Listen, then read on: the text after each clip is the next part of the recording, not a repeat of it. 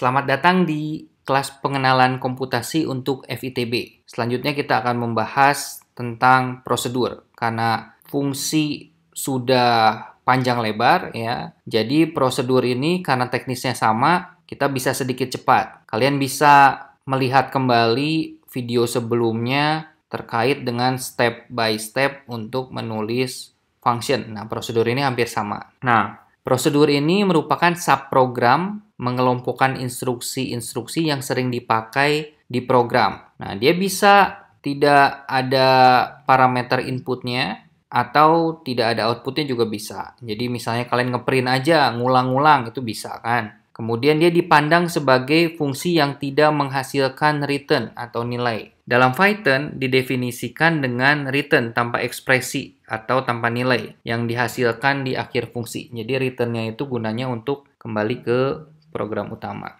Nah, misalnya contohnya adalah kalian membuat prosedur, ini bukan fungsi, prosedur cetak nama ya, atau function cetak nama, nggak jadi masalah lah ya. Jadi kalian hanya mencetak aja ya, cetak nama, inputnya adalah nama, kemudian kalian tulis hello, namanya siapa, kemudian return. Nah, nanti di program utama kalian bisa buat looping tuh. Looping nama 1, nama 2. Nanti akan keluar hello A, hello B, hello C gitu. Dan seterusnya ya. Jadi kalian cukup menulis sekali saja tapi bisa dipanggil berkali-kali di program utama. Memanggil prosedur. Karena prosedur tidak menghasilkan nilai, pemanggilannya dalam program utama atau fungsi juga berbeda. Prosedur dipanggil sebagai satu buah baris instruksi, bukan sebagai bagian dari ekspresi. Ini agak sedikit berbeda ya. Asosiasi parameter input dilakukan dengan cara yang sama pada fungsi biasa. Jadi kalau asosiasi inputnya harus sama dengan sama seperti fungsi ya. Jadi berasosiasi. Nah, ini adalah contoh untuk membuat prosedur hello nama yang versi kedua, ya kan? Kita membuat prosedur cetak nama dengan input nama ya. Kemudian kita menulis di layar hello sesuai dengan hello nama sesuai dengan input yang dimasukkan, kemudian kita kembali ke program utama. Di program utama kita bisa memanggil prosedur tersebut berkali-kali. Kebetulan ini dia di looping ya. Dengan for dari i di range yang di range n, misalnya n-nya itu 3, dia ngulang 3 kali gitu ya. Nah, ini merupakan satu instruksi saja, bukan satu ekspresi. Jadi cetak nama, misalnya nama yang pertama inputnya apa gitu ya. Misalnya saya RK. Nah, dicetak 10 kali ya, nanti tulis namanya RK gitu ya. Gitu, seperti itu. Ketika kita mempelajari function dan prosedur di Python, nah kita tahu bahwa di Python juga ada library ya, dan itu terkait dengan fungsi ya kan.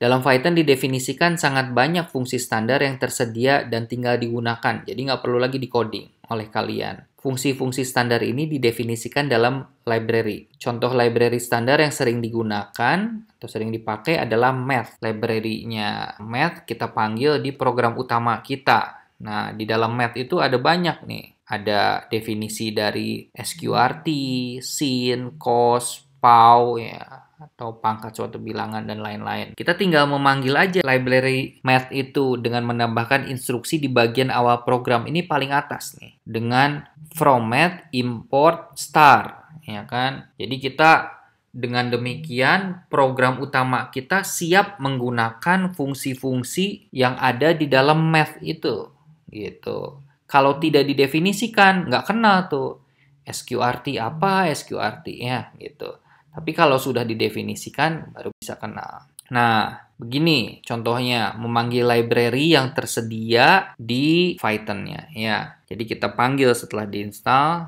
kita panggil library-nya. Menulisnya ini paling atas ya.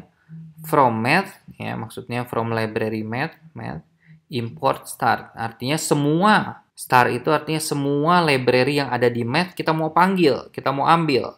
Tentu kalau kita manggil dengan star itu dia akan banyak memori yang dimanfaatkan. Tapi kalau kalian tahu di program utama kalian ingin memanggilnya library tertentu, kalian bisa ganti star ini dengan spesifik nama yang ingin kalian gunakan. Nah, ini karena ingin dipanggil semuanya, maka kita bisa menggunakan ini, sqrt dari n, ya kan? Dimana n adalah nilai input yang bertipe float, ya. Kalian coba sendiri ini, seperti itu. Ini contoh-contohnya, bisa kalian gunakan. Nah, ini latihan mandirinya. Coba kalian buat fungsi yang bernama hitung jarak. Sama kan? Ini di latihan yang sebelumnya pernah dikasih tahu. Nah, sekarang cuman menghitung operasi kecepatan dikali waktu, ya kan? Dimana waktunya lebih besar dari 0 dan jaraknya juga lebih besar dari 0 buat program utama. Ini bisa pakai fungsi. Kemudian latihan mandiri yang selanjutnya, kalian diminta untuk mencari nilai maksimum dari sebuah array. Nah, topik array belum diberikan ya, tapi kalian coba mencari nilai maksimum hampir sama seperti yang max 2 dan max 3.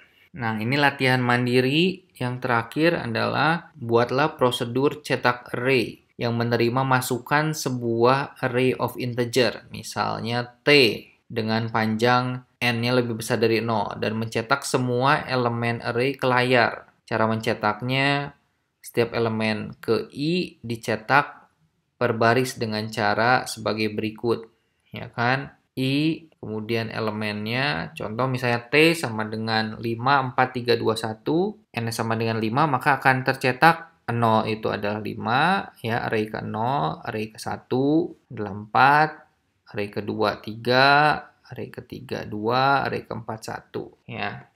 Jika N sama dengan 0, maka cetaklah array kosong. Nah, coba kalian kerjakan sendiri, nanti akan didiskusikan pertanyaan-pertanyaan yang belum kalian mengerti dengan dosen masing-masing. Oke, siapkan pertanyaan. Itu topik terkait dengan function dan prosedur di Python. Terima kasih.